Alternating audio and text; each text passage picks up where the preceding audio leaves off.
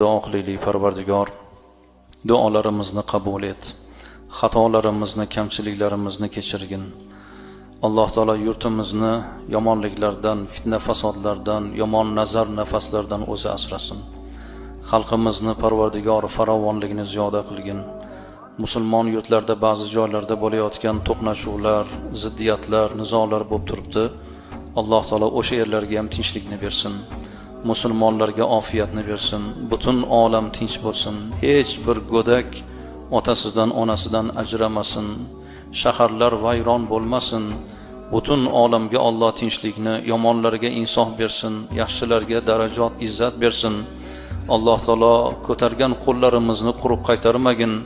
Bizlarni shu dunyoga kelishimizga sababchi bo'lgan otamiz bor, onamiz bor. Parvardigor ziyoda umr ber.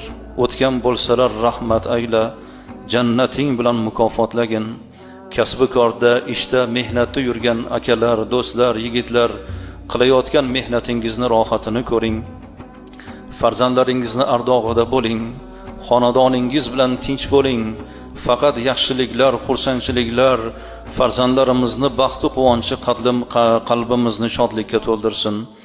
Allohning bayti sari qadam bosib keldinglar, murodinglardan, maqsadinglardan afzalni bersin. Jumla bemorlarimizni dardlariga shifo bergin.